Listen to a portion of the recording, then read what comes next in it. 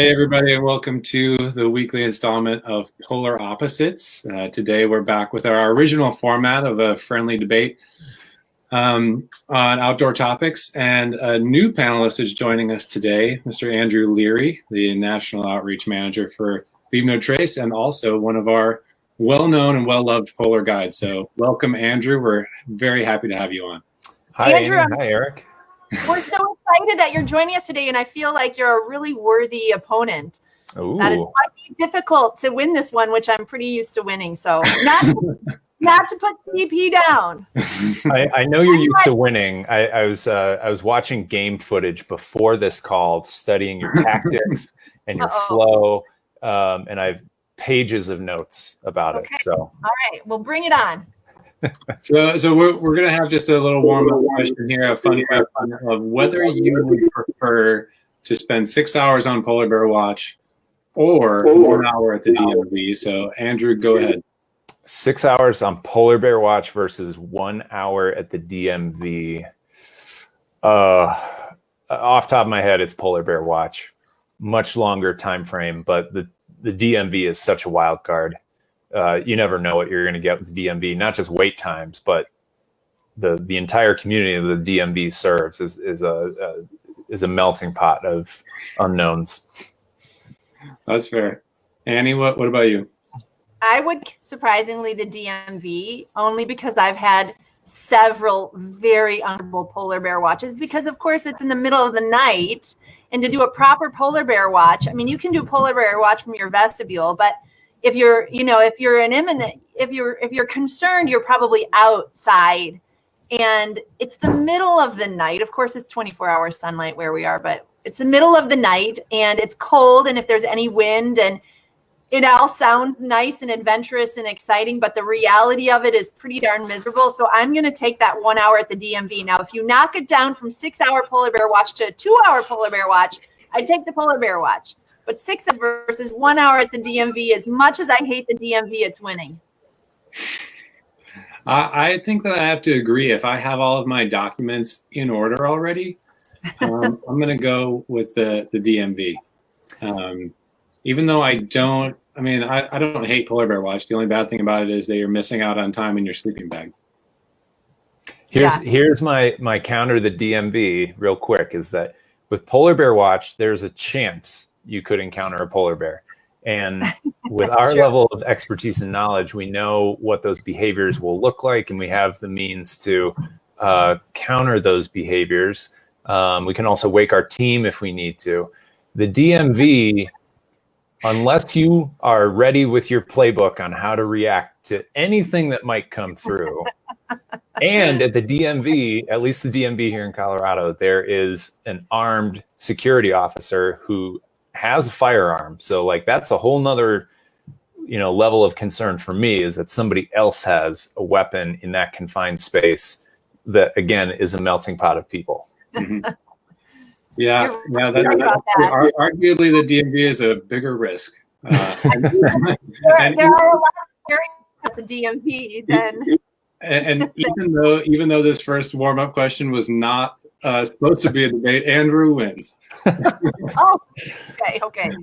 So let's move on to a more practical topic, and talk a little bit about how you wear or don't wear your snack foods, your electronics, things that need to be kept warm during the day when on an expedition. So Annie, we'll give this one to you first. So I have I actually choose my mid layer just based on where the pockets are. And if I love a base layer and it doesn't have the pockets, I'll have to sew one in. But I usually wear my my next snack in my chest right here, right in a pocket that's usually right here on the inside. And then I wear the previous one to that. So now 2 hours ahead, I wear it in my thigh. And so it moves from my thigh to my chest pocket to my mouth based on our breaks. My electronics, I wear in a pouch. I wear bibs. So I've got a pouch in between the two shoulder straps right here. And my electronics, my batteries, Well, that's actually not true. My camera lives there. My GPS, when I don't have it out, is living there. My batteries, which I don't have to change all that, live in my innermost layer. I've got a little pocket I added to my innermost layer. I just keep a couple of AA batteries there. That's what I do. What do you guys do? Well, I used to take the approach, I used to do what you did, but my inner layers that I have were, the pockets were pretty restricting, and I only had one, for instance, like a Patagonia midweight layer has the one chest pocket here, and it's not very big, and that's what I use. So it always just got very bulbous. I felt like George Costanza wearing his wallet when I was leading an expedition. So the last time, let's see, in 2017, before coming to the pole, I'd been on the conference circuit for Leave No Trace, and you always get your conference swag that I either leave there or throw away. But for some reason, I kept this, but it was this tiny, awful little fanny pack. And what I realized is that I can wear it across my shoulder, and it gives me a lot more room. I mean, I don't have that much stuff that I wear with me, but what's nice is that I can access and get to it. It's basically that pocket that I'm not willing or not skilled enough to sew in. So like I can get to my camera, I can get to other things. And it came in real handy when in 2017, we had to keep certain medication warm, like epinephrine had to be kept warm the entire trip. So it was really easy to fit EpiPen into something like this, and it wasn't cumbersome, and it didn't restrict my movements or anything like that. So that's what I do for carrying batteries, small electronics, certainly like Snickers or other snack bars. And Annie, like you said, I do the rotation game too. I just tend to rotate it from sled right into here. Yeah. Nice. Yeah, I haven't tried the small fanny pack method yet, but like you were saying, the Patagonia R1 pocket is where I keep all my batteries and some eye drops and an extra fuel pump sometimes. And then my snacks go into one of two convenient pockets located in my wintergreen anorak that are both on either side of the quarter zipper. And so those keep things nice and warm. And I can, I might even have a third or fourth bar in a thigh pocket like you, Annie. Just kind of rotating them around. Yeah. Where I need them. Yeah. I do like to carry some little hard candy on every so often, and those you don't need to worry about freezing. So those can go in almost any pocket, but it's a great thing to carry with you because they're freeze proof, and therefore you can put them anywhere and have easy access and give them to your friends. It's nice. Already unwrapped.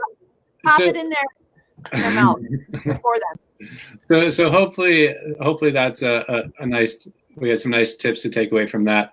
And now we're going to move on to the meat of the show, which is our main debate topic. Today, the debate topic is between synthetic insulation and down insulation. And if you haven't seen Polar Opposites before, both Annie and Andrew don't know which topic they're going to be given. That's right. And whoever does the best job of arguing their side will receive 30 seconds at the end to talk about whatever they want. And we're going to pass it off we're going to give it to Annie first so that Andrew has plenty of time as the incumbent to talk, to plan his argument. And today, Annie, you are going to be arguing for synthetic insulation. Woohoo! Okay. Well, that's okay. I'm happy to take synthetic. I really like synthetic material because it requires hardly any effort in maintenance. I'm a low maintenance person on the trail. I do not like to have to think about stuff. That's my dog in the background, who I'm being low now with him. So if you hear noise, I don't like. Hang on. He is pulling around, of course, the hat that we wear on the Birkebeiner ski trip. I do not like having to think about stuff. So if I'm outside and I'm going into my vestibule where we're boiling a kettle of water or something like that, I don't want to have to change layers or leave it outside. So that's why the synthetic's really nice for me. In terms of sleeping bags, I like that I also don't have to worry if my breath is falling on the sleeping bag at night. If I don't have time in the morning to let it air out fully, I'm not going to end up with a cold sleeping bag. So those are two reasons why I like synthetics. And of course, they're getting better all the time, and lighter all the time too. So I'm just going to start it with that. Andrew, take it away. All right. I do agree that down definitely takes more effort.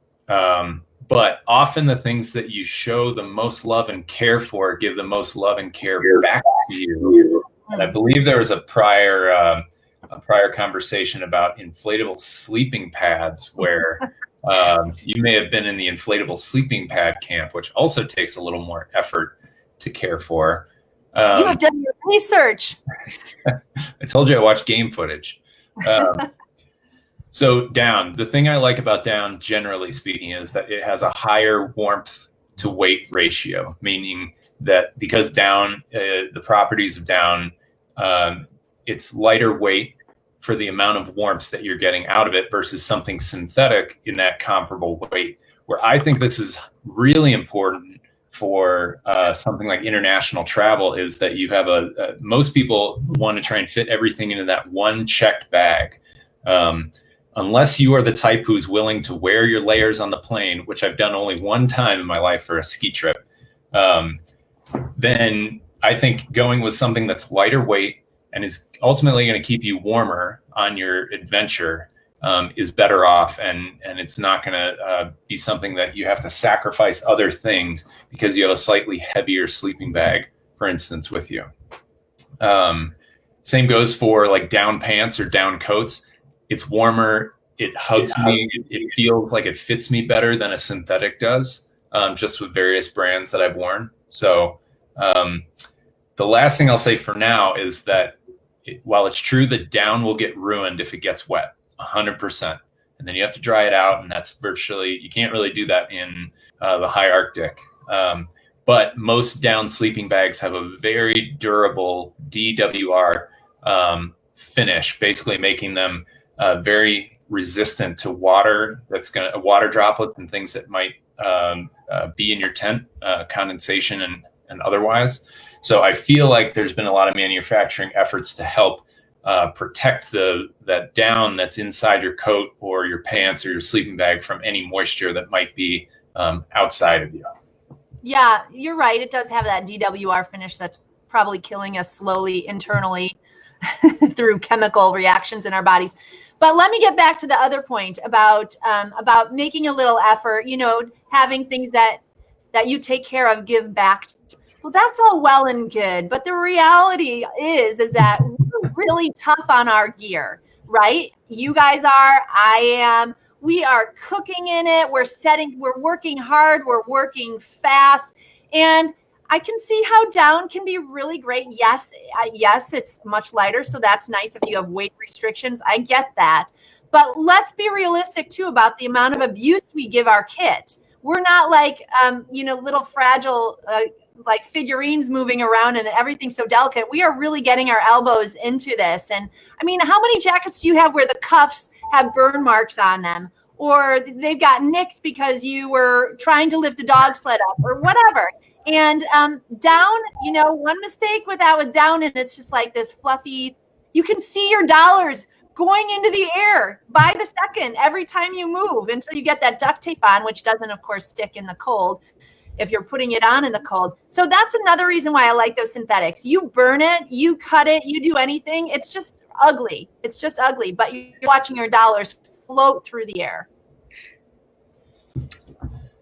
My only counter to that is that while I completely agree that we are tough on our gear as guides, as professionals in the outdoors, I don't view the actual fill as being the variable there, whether it's down or synthetic. To me, they're the same because it comes to what the shell material is. And the outdoor industry has done a great job at convincing all of us that lightweight fabrics are the way to go and it's the future, and go ultralight and do this, which in the outdoor world is really just a marketing ploy to say we're going to give you less fabric and charge you more for this thing that we're calling more calling ultralight. So something that's ultralight, like that fabric you mentioned, like on cuffs, for instance. I have definitely ripped and burned and done a ton of different things to ultralight fabrics. Whereas something that is maybe older, not branded as ultralight, the nylon material is much more dense. The weave is more dense, so it can be more abrasive to what I'm doing. Sure, I may have to get that duct tape patch out at some point, but I have not noticed that down products versus synthetic products are any less durable because of their fill. No, it's not. Any specific, I'll give you a chance to rebut that, Annie, but also, do you have any specific comments on down versus synthetic sleeping bags? Yeah. Already.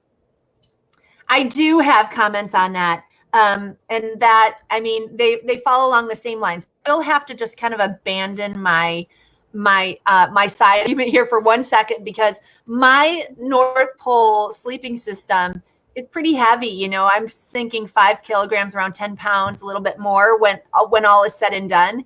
And this is not good debating technique, but I am going to take one of Andrew's earlier points, and that is that if you can reduce the weight, you're going to have that weight for something else, you know, you're going to, or maybe for better performance. And this year we didn't have our North Pole expedition because of COVID, but I was planning on bringing my down sleeping bag just to reduce that weight. But having said that, the North Pole is a humid environment, and the reason we have synthetic sleeping bags is because you will get a really chunky down sleeping bag after sleeping several nights in the North Pole. And, you know, just from condensation, just from breathing, nothing that you're doing wrong. It'll just start to get chunky first around here and then, you know, down here. And so it's really not a great environment. South Pole, no problem, down 100% all the way. So I think Eric and Andrew, you and I would all agree that it's so specific to your environment. But if I had a choice, environment aside, I would go synthetic for my jackets, and I would go down for my sleeping system. Just because of weight. Let's see. I do agree with you. North Pole, the humidity up at the North Pole, it does warrant more synthetic than down. But just in the interest of making the argument for down, because I had several participants or teammates in 2017 who all had North Face down sleeping bags. I think for some people, down, again, getting back to the marketing of the outdoor industry, which is a very powerful thing. They know how to twist our brains into thinking things. I think for some folks, they are convinced that down is the only thing that will keep them warm. And so if they are offered something else, like here is a synthetic bag that we can offer you a Wiggies that is used and loved to death, but is not anywhere close to dying, there might be a psychological thing for somebody to be like, oh, this is not down. I've never been to the high Arctic before. So is it really going to keep me that warm? We know the answer is yes, but I wonder how the psychological effect of how we've been convinced, and which is true, that down does keep you warmer for the amount that is in there, might affect somebody and their anxiety levels for different things. And I also should add that no matter what sleeping bag, but in particular synthetics, because of that warmth to weight ratio, I'm a big fan of the double bagging. If I'm using a synthetic sleeping bag, I am most likely going to be using a 50 or 60 degree weight liner on the inside of that bag, which makes my sleeping system heavier. I'll also do that if I was planning on doing that with my down sleeping bag that I was going to bring to the North Pole this year. But that double bag system, I think, can be a great insurance policy for people like you're saying who are just a bit nervous about sleeping cold, wherever they are, Arctic, Minnesota, Alaska, Finland, Antarctica. That can be a really great way to kind of deal with that anxiety. All right. Any closing comments from you, Andrew? Oh, man, I got to think of a... Let's see. Closing comments for down. Down is an investment. Down is something that needs care. But as we all know, the things that you love and care for will love and care you back. especially inanimate objects like sleeping bags and jackets and pants. So I recommend down, with the asterisk that you do not go for the ultralight fabric that surrounds any down product that you get.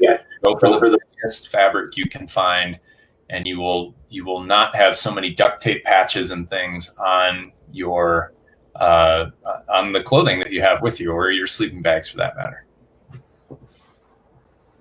Okay, my last remarks. Is that right, Eric? You ready? Yep, your turn. Synthetic it's less expensive. It is less maintenance. It is it's really warm. It might not be quite as warm as down, but it's really warm. And you can always put on, you can always layer your synthetics. If you're looking for, like a Primaloft, for instance, that's a synthetic. That has about the same warmth to weight ratio as a 550 fill down jacket. And so that's pretty warm. But you could always put on a vest over it if you had to, and then you'd vest too. So I'm just saying, more versatile.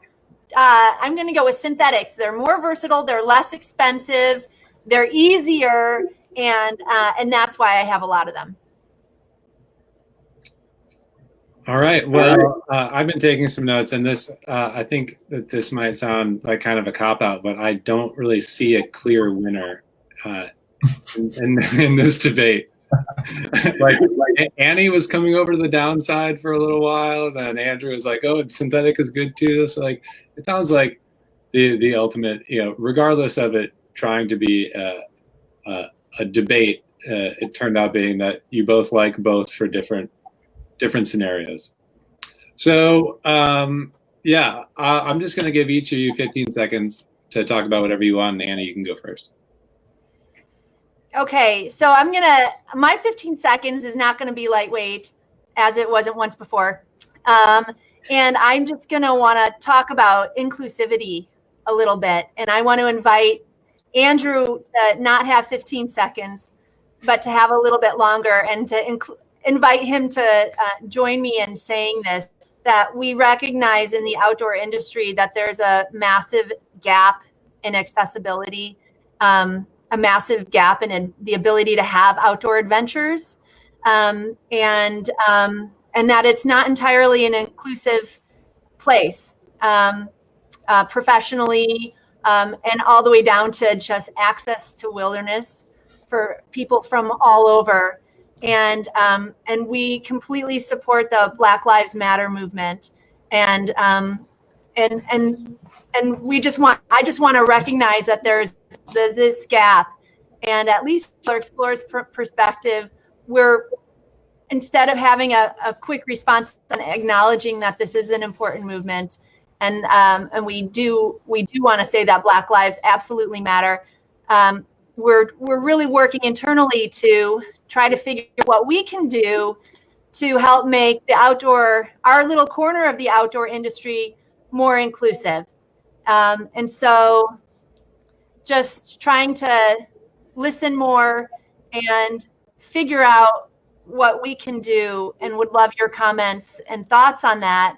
And we're kind of just taking our time to figure out how that works in the polar, because in particular, I mean, the outdoor industry's got a big adventure gap, but then you take it to the polar regions and that gap becomes even bigger, despite the history that probably the first person to stand at the North Pole was African-American Matthew Henson, if Perry and Henson made it. Despite that, there's a lot to be done, and a lot to be learned. So, Andrew, do you have anything to add to that? Yeah, absolutely. Black Lives Matter, 100%. Can't say that more. I echo what Andy said. The outdoor industry and outdoor recreation has not always been inclusive of non-white communities, even though non-white communities have always recreated outdoors in some way. I think, unfortunately, popular media, before the advent of social media, although that doesn't excuse other companies and things with social media accounts that still only show white outdoor enthusiasts, or for example, there's a runner running magazine. There's a photo montage that I saw where it had 50 of their album covers or some number like that, and every single person on there was white. So all that is to say is that popular media in the outdoor sphere, I think, has convinced a lot of people that people of color do not recreate in the outdoors, and that's simply not true. I think social media has been a great way certainly for me to learn more about other communities that I'm not who recreate in the outdoors. But there are tons of social media accounts that are worth checking out and following: Outdoor Afro, Latino Outdoors, Native Outdoors, Brown Girls Climb. A lot of really amazing work that's being done by these communities to not only share their own experiences, but also advocate for people in the outdoors, which they absolutely have a place there and belong there.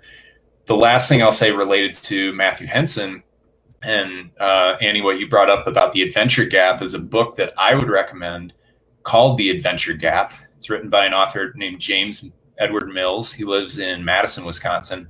Madison. But Matthew Henson is mentioned in that book, and it's James Mills is a writer in the outdoor industry. He's worked as a professional in the outdoor industry for a long time. And if you're looking for a starting place, if this is totally new to you, check out that book. And check out those Instagram accounts that I mentioned, and you will go down a very awesome journey on Instagram through these various accounts to learn more and educate yourself. It's a privilege to educate myself on things like racism in the outdoors, because I don't experience that. That's not my lived experience. So it's a privilege for me to learn about it through these other means: social media, reading books, having conversations with my friends and family and community.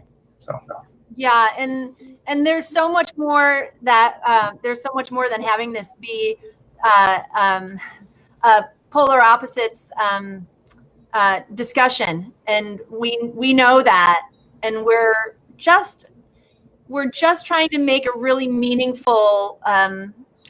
a really meaningful time for us in our small outdoor company. And hope to have those ripple effects, are the changes that we want to make. We want those to be meaningful changes. So I hope that you guys will bear with us as we figure out some really meaningful things that we hope to be able to do and to share and to expand this conversation, and hopefully maybe have a panel discussion about this very topic and some other topics that are sort of related. So if you are following this, stay tuned, because we are really wanting to have a much greater discussion about this. And we really would invite you to join in and to contribute and to let us know if you have any things that you'd like us to address, and take, see what we can what we can come together and discuss and create. So that was just a lot more. That's definitely a worthwhile use of time, and I think a really great, meaningful way to cap off this conversation for now. So, Andrew, thank you so much for joining us. Well done. We hope to have you back again next time. Annie, as always. And we'll see everybody next week. See everybody later. Bye. See ya. Bye.